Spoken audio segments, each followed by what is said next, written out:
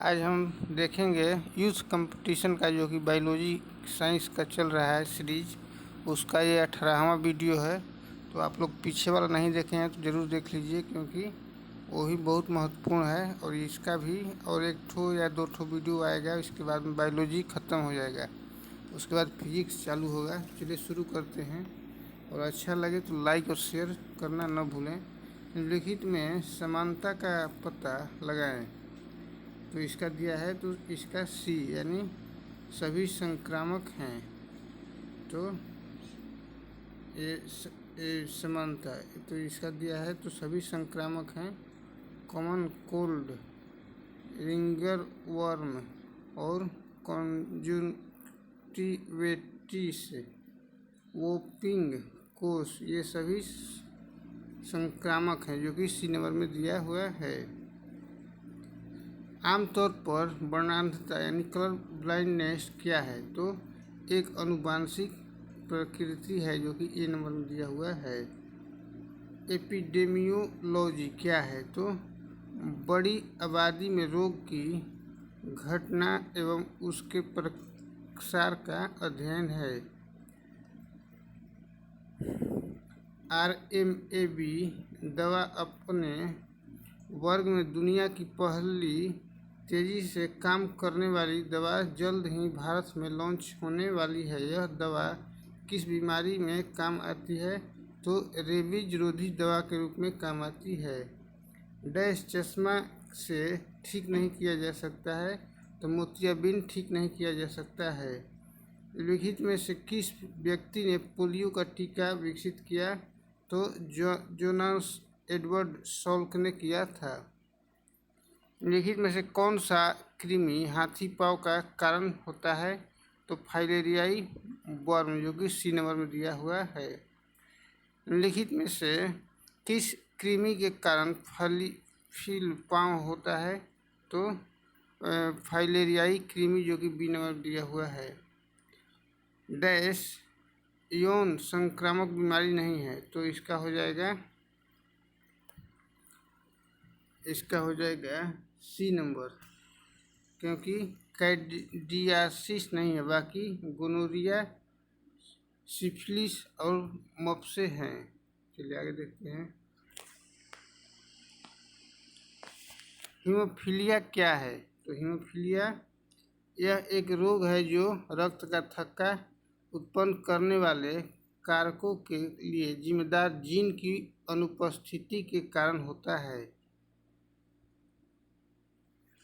HIV ads से पीड़ित लोगों के लिए किसने वायरल लोड टेस्ट लॉन्च किया है? तो इसका हो जाएगा JP नड्डा ने। उस समय का ये है। दांत क्षय तब शुरू होता है जब मुंह का pH होता है तो 5.5 से कम।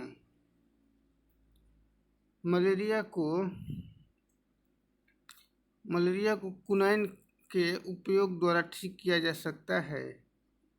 मलेरिया को सिनकोना वृक्ष से प्राप्त दवा से ठीक किया जा सकता है।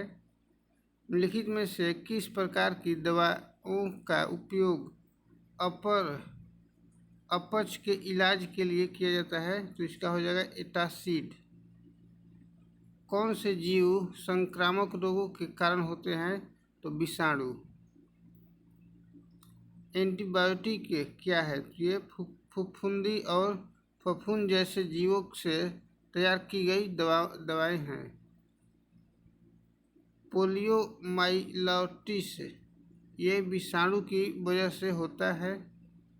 घावों से निकलने वाले सफ़ेद द्रव को क्या कहा जाता है? मवाद कहा जाता है।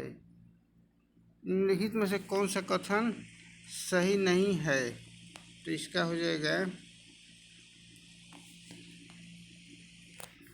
हो जाएगा डी नंबर। डी नंबर सही नहीं है, बाकी सब सही है। देख लेते हैं। मध्य कर्ण में मौजूद स्टेपीज मानव कंकाल की सबसे छोटी हड्डी होती है, तो सही है। मानव शरीर में मौजूद अपेंडिक्स एक अवशेषी अंग है, ये भी सही है। अस्थि मज्जा मानव शरीर में लाल रक्त कणिकाओं का निर्माण करती है, ये भी सही है।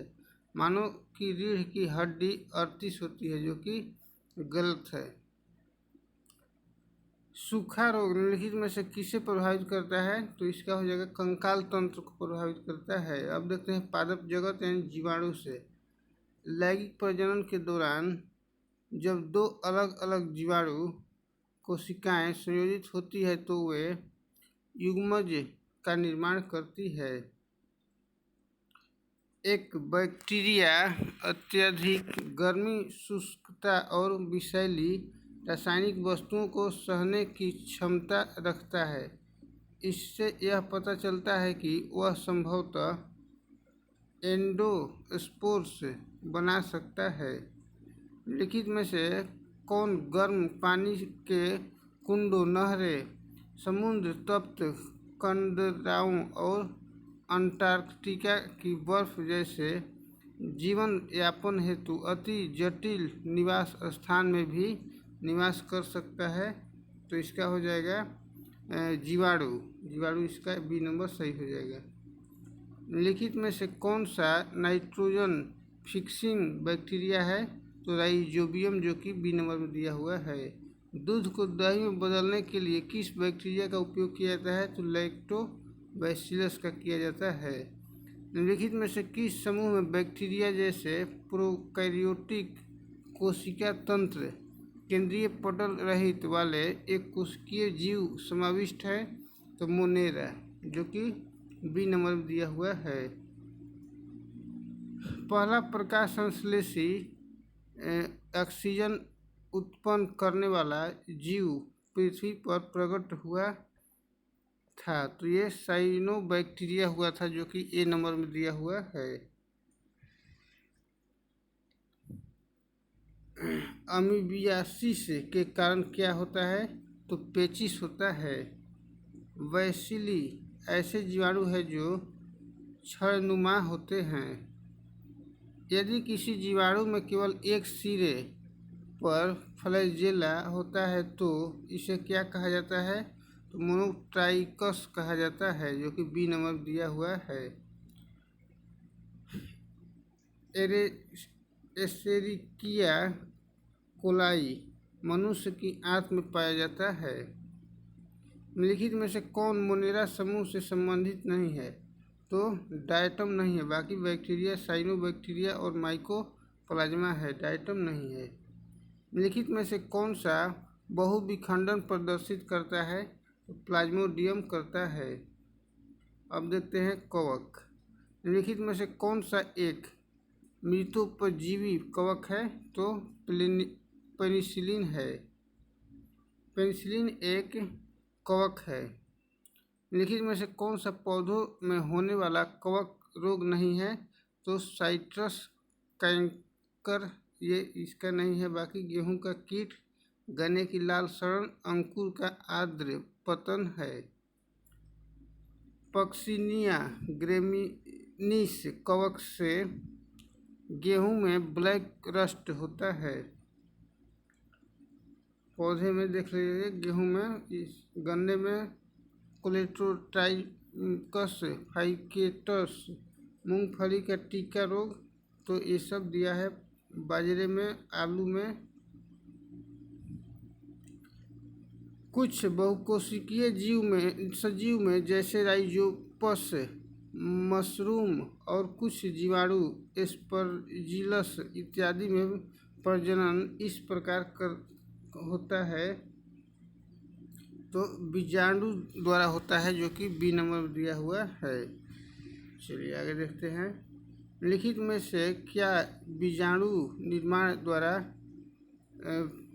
प्रजनन करता है? तो राइजोपस। में से कौन बीजाणु निर्माण द्वारा उत्पन्न होता है? तो राइजोपस। पादपों के किस समूह के अंतर्गत सबसे साधारण केंद्रित के संरचना वाले पादप आते हैं? तो थैलोफाइटा, जो कि बी नंबर में दिया हुआ है। ब्रेड बनाने में इस्तेमाल किया जाने वाला खमीर तो किण्वन के लिए उत्प्रेरक के रूप में कार्य करता है।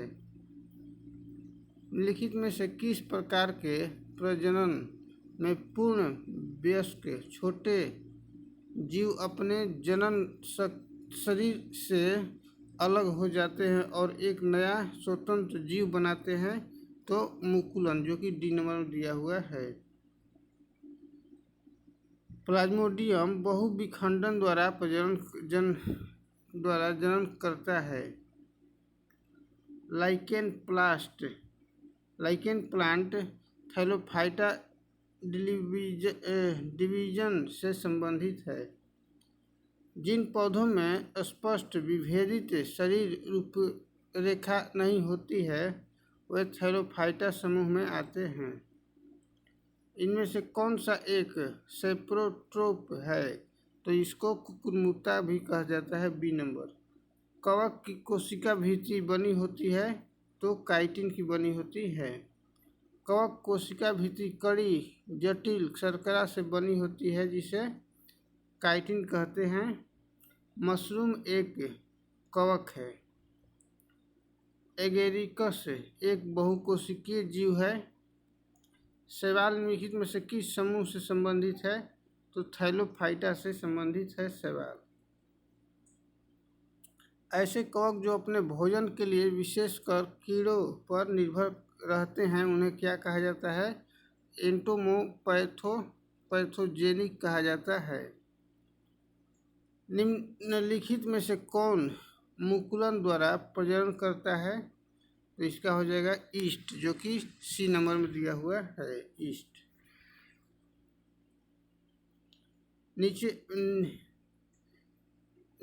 नीचे से कौन सा बडिंग पुनरुत्पादित होता है? तो खमीर और हाइड्रा।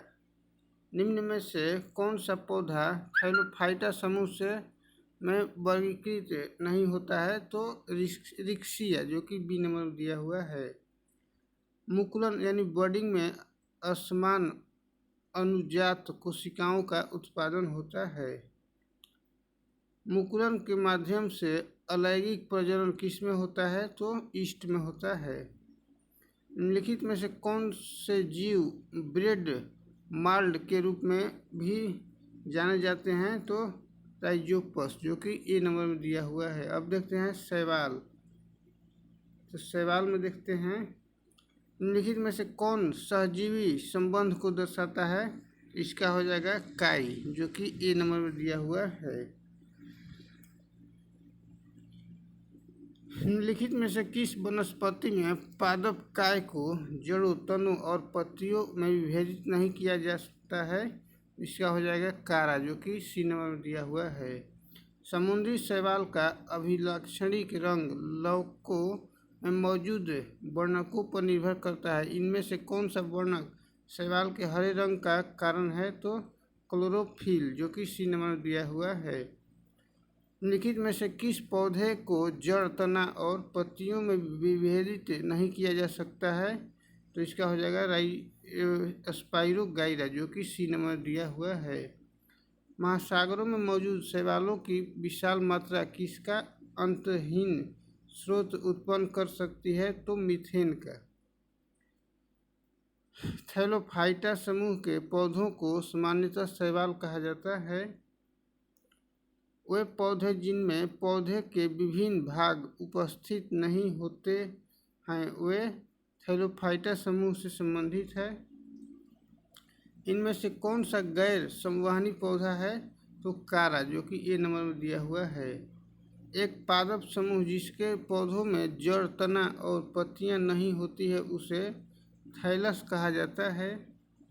लिखित प्लांट में से कौन सा प्लांट बॉडी है जो जड़ों, तनों और पत्तियों में अलग नहीं है? तो इसका हो जाएगा स्पाइरोगाइरा, जो कि सी नंबर में दिया हुआ है। शैवाल सबसे प्राचीनतम पौधे हैं और विशेष रूप से पानी में पाए जाते हैं। निम्नलिखित में से कौन सा एक कोशिकीय हरित शैवाल है? तो क्लेमाइडोमोनस, जो कि डी नंबर में दिया हुआ है। अब देखते हैं ब्रायोफाइटा। निम्नलिखित में से किसे पादप जगत का उभयचर कहा जाता है? तो ब्रायोफाइटा को कहा जाता है। डैश पादप जगत के उभयचर कहलाते हैं तो ब्रायोफाइटा को कहा जाता है। एम्फीबियन पौधों को निम्नलिखित में से किस समूह में रखा गया है? तो ब्रायोफाइटा के समूह में रखा गया है। जिन पौधों में संवहन तंत्र नहीं होता है उन्हें ब्रायोफाइटा के तौर पर जाना जाता है। ब्रायोफाइटा निम्नलिखित में से किस वनस्पति से संबंधित है? तो मार्केसिया, जो कि सी नंबर में दिया हुआ है। निम्नलिखित में से कौन सा पौधा थैलोफाइटा नहीं है? तो फ्यूनेरिया नहीं है, बाकी यूलोथ्रिक्स, कारा और उल्वा है। निम्नलिखित में से कौन सा एक ब्रायोफाइटा नहीं है? तो कारा नहीं है। कौन सा गलत है? राइजोजाइट्स के बारे में कौन सा गलत है? तो इसका सी नंबर गलत है। बाकी पढ़ लेते हैं। ए नंबर में दिया है, इनकी संरचना और कार्य संवहनी भूपादप के मूल रोम के समान होती है। ये सही है। ये ब्रायोफाइट्स की निचली त्वचा एपिडर्मिस की कोशिकाओं से बढ़ने वाले उभार होते हैं। ये भी सही है। और डी में दिया है, वे विभिन्न ऊतकों से बनी कोशिकीय संरचनाएं होती है। ये भी सही है। इनमें पूर्ण विकसित तना, जड़ और पत्तियां होती है। ये गलत है। राइजोइड्स के निम्नलिखित कौन सा सही है? तो इसका सी नंबर। पौधों की सहायता से यह अर्ध स्तर से जुड़ जाते हैं, जो कि सही है। सी नंबर सही होगा। अब देखते हैं, ब्रायोफाइट्स की निचली त्वचा एपिडर्मिस कोशिकाओं से बढ़ने वाले उभार को राइजाइड कहा जाता है। निम्नलिखित में से किस पौधे को ब्रायोफाइटा के वर्ग में शामिल किया गया है? तो रिक्सिया को, जो कि सी नंबर में दिया हुआ है। रिक्सिया निम्न में से किस श्रेणी के अंतर्गत आता है? तो ब्रायोफाइटा के अंतर्गत आता है। स्पाइरोगाइरा और प्लेनेरिया में होता है। तो क्या होता है? तो इसमें नहीं दिया है आंसर। स्पाइरोगाइरा में विखंडन द्वारा अलैंगिक जनन होता है, जबकि प्लेनेरिया में पुनरुद्भवन अथवा पुनर्जनन द्वारा अलैंगिक जनन होता है। ठीक है, आज के लिए इतना ही। धन्यवाद।